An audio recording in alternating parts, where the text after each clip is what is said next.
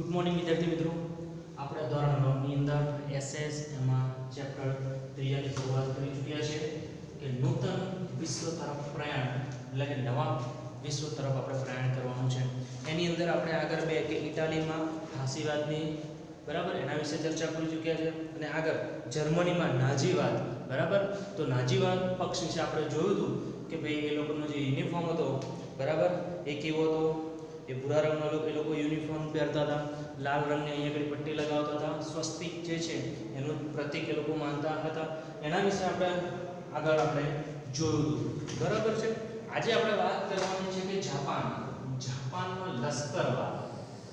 જાપાને શું સ્વીકાર્યું? તો લશ્કરવાદ સ્વીકાર્યો છે. આપણે જાણીએ છીએ કે જાપાન જે દેશ અત્યારે હાલમાં જે પ્રગતિ કરી છે એને બરાબર છે, નવી નવી ટેકનોલોજી ઇલેક્ટ્રોનિક પ્રોડક્ટમાં જાપાન બરાબર એટલો બધો આગળ પડતો દેશ છે. તો એ સમયની વાત કરીએ કે ત્યારે જાપાનની પરિસ્થિતિ કેવી હતી બરાબર, જાપાન જોડે કેવા અન્યાય થયા છે અને કેવી રીતે આગળ આવે છે એના વિશે આપણે થોડું જોઈએ. તો જાપાનમાં લશ્કરવાદ, તો જાપાનમાં લશ્કરવાદની અંદર જો કે પ્રથમ વિશ્વયુદ્ધ બાદ 1919ની વર્સેલ્સની સંધિ, તો વર્સેલ્સની સંધિ ક્યારે થઈ હતી? તો 1919માં વર્સેલ્સની સંધિ બરાબર. સંધિમાં જાપાનને પોતાની ધારણા મુજબના ચીનના પ્રદેશોનો લાભ મળ્યો નહીં. જાપાને ચીનના અમુક પ્રદેશો જોઈતા હતા બરાબર, કારણ કે એ સમયે યુદ્ધ જીત્યા હતા એટલા માટે એને અમુક પ્રદેશો જોઈતા હતા, પણ એને એ જે જોઈતા પ્રદેશો હતા એ ચીનના એ જાપાનને મળ્યા નહીં. એટલે જાપાનને જે પ્રદેશો જોઈએ એ મળતા નથી બરાબર. જર્મનીના ઘણા સંસ્થાનો ઇંગ્લેન્ડ અને ફ્રાન્સે વહેંચી લીધા. આપણે આગળ જોયું કે જર્મનીની હાર થઈ હતી બરાબર. તો જર્મનીના જે અમુક સંસ્થાનો, અમુક જે પ્રદેશો હતા, અમુક જે સંસ્થાનો હતા એ કોણે લઈ લીધા હતા? તો ઇંગ્લેન્ડે લઈ લીધા અને ફ્રાન્સે લઈ લીધા બરાબર.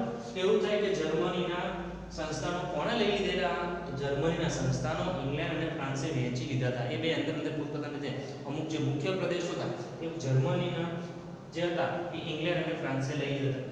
ફ્રાન્સે કોના પ્રદેશો લઈ લીધા? જર્મનીના પ્રદેશો લઈ લીધા બરાબર. ઇંગ્લેન્ડ અને ફ્રાન્સ, આપણને ખબર છે ઇંગ્લેન્ડ જે છે બરાબર, બ્રિટન અંગ્રેજો જેને આપણે કહીએ, આપણા દેશમાં પણ એ રીતે રાજ કરવા આવ્યા હતા. તો ઇંગ્લેન્ડ અને ફ્રાન્સના જે અમુક પ્રદેશો હતા એ લીધે આનાથી જાપાનને શું થયું? ઘણો અસંતોષ થયો. જર્મનીના જે પ્રદેશો જોઈતા હતા એ પણ એને મળ્યા નહીં એવું બરાબર. એટલે જાપાનને આનો પણ ખોટું લાગ્યું, મીન્સ કે અસંતોષ થાય છે. જાપાનને આ બાબત ગમતી નથી બરાબર, કારણ કે ઇંગ્લેન્ડને જે ગમે બધું લઈ લેશે ઇંગ્લેન્ડ ને ફ્રાન્સ બરાબર. આપણે આગળ જોયું જ છે 1921 અને 22ની 1921 અને 22ની વોશિંગ્ટન પરિષદમાં ઇંગ્લેન્ડ અને અમેરિકાની નૌકાદળના ફક્ત 35% નૌકાદળ જ રાખવાની દરખાસ્તને જાપાને સ્વીકારવી પડી કે ભાઈ અમે 35% નૌકાદળ રાખીશું એવું કોઈને સ્વીકારવું પડી. તો વોશિંગ્ટન પરિષદમાં બરાબર 1921-22ની વોશિંગ્ટન પરિષદ ક્યાં ભરી હતી? તો ઇંગ્લેન્ડ અને અમેરિકા. શાના માટે ભરી હતી? ઇંગ્લેન્ડ અને અમેરિકાના નૌકાદળના ફક્ત 35% નૌકાદળ રાખવાની દરખાસ્તને જાપાને શું કરવું પડ્યું? સ્વીકારવું પડ્યું હતું બરાબર. એટલે અમેરિકાએ અને ઇંગ્લેન્ડે એને ફોર્સ કર્યો હતો એટલા માટે શું કરે છે? એટલું એ સ્વીકારે છે. તો કઈ સાલની વાત છે? તો 1921 અને 22ની. જાપાને સખાલિન અને સાઇબિરિયાના ટાપુ ખાલી કરવા પડ્યા. તો જાપાને કયા પ્રદેશો ખાલી કરવા પડ્યા હતા? તો જાપાને સખાલિન અને સાઇબિરિયાના ટાપુ ખાલી કરવા પડ્યા હતા બરાબર છે. ને તેથી જાપાનના યુવા વર્ગને શું થયું? તો તેથી જાપાનના યુવા વર્ગને નારાજ થઈ કે ભાઈ પોતાના પ્રદેશો છે જાપાનના એ ખાલી કરવા પડે છે એટલે ત્યાંની પ્રજા શું થાય છે? ત્યાંના યુવાનો શું થાય છે? નારાજ થઈ જાય છે. પોતાના જે મુખ્ય કહેવાય કે ભાઈ સારા પ્રદેશો હતા કયા? સખાલિન અને સાઇબિરિયા એ ખાલી કરાવડાવે છે બરાબર. મુશ્કેલને ખાલી કરવા પડ્યા હતા અને ત્યાંના યુવાનો હતા એ યુવા વર્ગ એનાથી નારાજ થાય છે. આ સમય દરમિયાન એ સમયે શું કર્યું? તો જાપાનમાં ચૂંટણીઓ થઈ. હવે આખો ફેરફાર થઈ રહ્યો છે. ઉપર તો અમેરિકા અને ઇંગ્લેન્ડ બરાબર, ફ્રાન્સે પોતાના રીતે પ્રદેશો લઈ લેવાનું શરૂ કર્યું, પણ ત્યાંની પ્રજાઓ નારાજ થતી ગઈ. જાપાનની પ્રજાઓ શું થઈ? એ સમય આ બધી પરિસ્થિતિ પ્રમાણે જાપાનની પ્રજાને ગમ્યું નહીં, નારાજ થઈ, અસંતોષ થયો. પણ ત્યાં આગળ હવે ચૂંટણી આવે છે દેશની અંદર. તો આ સમય દરમિયાન જાપાનમાં ચૂંટણીઓ થઈ. તેમાં લશ્કરી ઢબના શાસનની તરફેણ કરનાર પક્ષને ચૂંટણીમાં બહુમતી મળી. એટલે અહીંયા આગળ જે લશ્કરી દબ જે ઈચ્છા હતા, લશ્કરી શાસન જે ઈચ્છતા હતા, એ પ્રકારની એ સંસ્થાઓનો વિજય થયો. મીન્સ કે ચૂંટણીમાં જીતે છે. એટલે લશ્કરી દળના શાસનની તરફેણ કરનારા જે લોકો હતા, જે પક્ષ હતો, એનું શું થાય છે? એને ચૂંટણીમાં વિજય થાય છે. મીન્સ કે ચૂંટણીમાં બહુમતી મળે છે. અને જાપાનને વિસ્તારવાદી નીતિનો વ્યાપ બનાવી. જાપાને હવે શું કર્યું? તો હવે જાપાને નથી કર્યું આપણો વિસ્તાર વધારો એવી એની નીતિ બનાવી દીધી છે. એટલે કે જાપાને વિસ્તારવાદની નીતિનો વ્યાપ કર્યો. મીન્સ કે શરૂઆત કરી. પોતે બીજા દેશો સાથે યુદ્ધ કરીને એ દેશને શું કરે? જીતવાનો પ્રયાસ કરે. મીન્સ કે વિસ્તારવાદ, પોતાનો વિસ્તાર વધારવો એવું એને નીતિ નક્કી કરી. અને જાપાનને રાષ્ટ્રીય સંઘની સમિતિમાંથી શું કહે છે? જાપાનને રાષ્ટ્રીય સમિતિમાં કાયમી સભ્યપદ મળ્યું નહીં. અને આના કારણે શું થયું? તો રાષ્ટ્રીય સંઘની સમિતિમાં જાપાનને પદ મળતું નહીં, કાયમી સમિતિમાં સભ્યપદ મળતું નથી. અને જાપાનની સામ્રાજ્યવાદી પ્રવૃત્તિઓ પશ્ચિમીના દેશો રોકી શક્યા નહીં. પછી પશ્ચિમના જે દેશો હતા, એ જે જાપાનની જે તાકાત હતી, જે સામ્રાજ્યવાદી જે નીતિ હતી, એને પશ્ચિમી દેશો શું રોકી શક્યા નહીં. જે રીતે આગળ વધતું ગયું એટલે તેના દેશો એની સામે ટકી શક્યા નહીં. કે આગળ વધતું જાય છે જાપાન, બરાબર છે. જાપાને મંચુરિયા કબજે કર્યું. જાપાને શું કબજે કર્યું? તો જાપાને મંચુરિયા પ્રદેશ કબજે કરીને ત્યાં પોતાની મંચુકો સરકારની સ્થાપના કરી. તો જાપાને કયો પ્રદેશ કબજે કર્યો? તો જાપાને મંચુરિયા પ્રદેશ કબજે કર્યો. ત્યાં આગળ શાની સ્થાપના કરી? મંચુરિયા પ્રદેશમાં. તો મંચુરિયા પ્રદેશમાં મંચુકો સરકારની સ્થાપના કરી. મંચુકો સરકારની સ્થાપના કયા વર્ષમાં કરી? તો 1932માં. મંચુકો સરકારની સ્થાપના ક્યારે કરવામાં આવી? તો 1932માં કરવામાં આવી. 1932માં જાપાને કઈ સરકારની સ્થાપના કરી હતી? તો 1932માં જાપાને મંચુકો સરકારની સ્થાપના કરી હતી. મંચુકો સરકારની સ્થાપના કયા પ્રદેશમાં કરવામાં આવી? તો મંચુરિયા પ્રદેશમાં કરવામાં આવી. મંચુરિયા પ્રદેશમાં કઈ સરકારની સ્થાપના થઈ? તો મંચુકો સરકારની સ્થાપના કરવામાં આવી. તો એક જ વાક્યની અંદર, એક જ લીટીની અંદર ઘણા બધા પ્રશ્નો આ રીતે બને છે. જાપાને કોરિયા, મંગોલિયા, સાટુંગ અને ચીનના કેટલાક પ્રદેશો કબજે કર્યા. તો એના સિવાય, મંચુરિયા સિવાય જાપાને બીજા કયા કયા પ્રદેશો કબજે કર્યા હતા? તો જાપાને કોરિયા, મંગોલિયા, સાટુંગ અને ચીનના કેટલાક પ્રદેશો કબજે કર્યા હતા. તો આ બધા પ્રદેશોની અંદર પણ જાપાન વિજયી બને છે. જર્મની તેમજ ઇટલી સાથે સંબંધો સુધારી પોતાનો સામ્રાજ્યવાદનો દોર છૂટો મૂક્યો. આપણને ખબર છે કે જર્મની અને ઇટલી, બરાબર, ત્યાં આગળ ઇટલીની અંદર કઈ સંસ્થાની શરૂઆત થઈ હતી? તો ઇટલીની અંદર, ઇટલીમાં ફાસીવાદની શરૂઆત થઈ હતી. અને જર્મનીની અંદર શાની શરૂઆત થઈ હતી?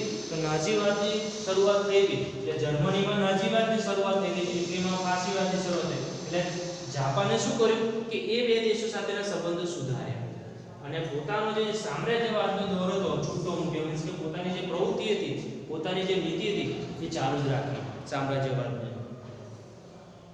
સમ્રાટ મેઈજી પછી, હવે અહીંયા આગળ સમ્રાટ એ સમય કોણ હતું? તો સમ્રાટ મેઈજી પછી 1936માં ગાદીએ આવેલા શહેનશાહ હિરોહિટોએ પણ જાપાનની આ પ્રવૃત્તિને ઉત્તેજન આપ્યું. મીન્સ કે જે જાપાનની પ્રવૃત્તિ હતી સામ્રાજ્યવાદની, લશ્કરવાદની, એને આગળ ચાલુ રાખી. એટલે જાપાનની આ પ્રવૃત્તિને ઉત્તેજન આપ્યું. આમ જાપાને રાષ્ટ્રીય સંઘનો ત્યાગ કર્યો. જાપાને શું કર્યું? રાષ્ટ્રીય સંઘનો ત્યાગ કઈ સાલમાં કર્યો હતો? તો 1933માં. જાપાને કઈ સાલમાં રાષ્ટ્રીય સંઘનો ત્યાગ કર્યો? રાષ્ટ્રીય સંઘનો ત્યાગ તો 1933માં એનો ત્યાગ કર્યો હતો.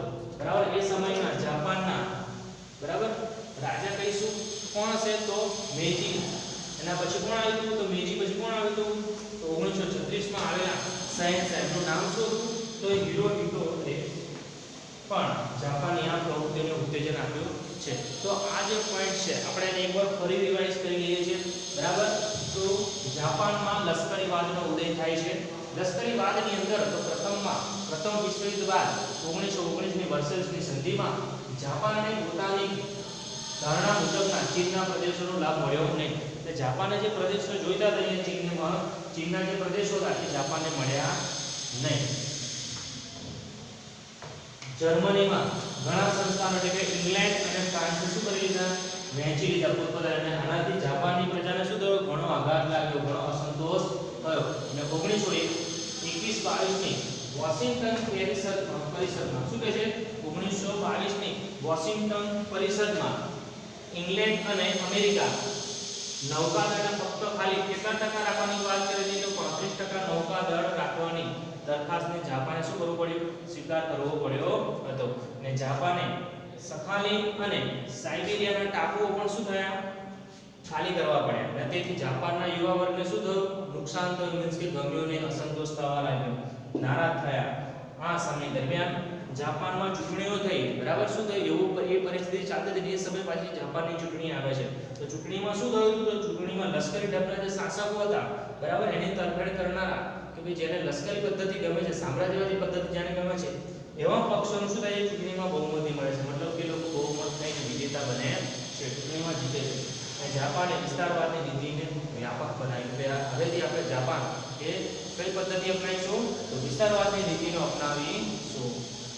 જાપાને રાષ્ટ્રસંઘની સમિતિમાં કાયમી સભ્યનો પદ ન મળ્યું, બરાબર? એને સામાન ના મળ્યું, તો રાષ્ટ્રસંઘની સમિતિમાં એને કાયમી પદ મળ્યું નહીં. જાપાનની સામ્રાજ્યવાદી પ્રવૃત્તિઓ પશ્ચિમના દેશો સામે શું થયું? રોકી શકી નહીં. પશ્ચિમના જે દેશો હતા એ જાપાનની જે પરિસ્થિતિ, જે નીતિ હતી સામ્રાજ્યવાદી, એની સામે એ લોકો ટકી શક્યા નહીં. પશ્ચિમના દેશો એને રોકી પણ શક્યા નહીં. અને જાપાને મંચુરિયા શું કરે છે? અહીંયા સાથે સાથે જાપાને મંચુરિયા કબજે કરીને મંચુરિયાની અંદર ત્યાં પોતાની કઈ સરકારની સ્થાપના કરી? તો મંચુકો સરકારની સ્થાપના કરી હતી 1932 ની અંદર. જાપાને કોરિયા, મોંગોલિયા, સાટુન અને ચીનના કેટલાક પ્રદેશો શું કરી લીધા છે? એને કબજે કર્યા હતા. જર્મની તેમજ ઇટલી સાથેના સંબંધોને સુધાર્યા, બરાબર? સારા સંબંધો કર્યા, કારણ કે જર્મનીમાં, બરાબર, કયા પક્ષની શરૂઆત હતી જર્મનીની અંદર? તો જર્મનીમાં નાઝીવાદ અને ઇટલીમાં તો ફાસીવાદ સાથે સંબંધો સુધારી પોતાનો સામ્રાજ્યવાદનો દોર એને છૂટો મૂકી દીધો.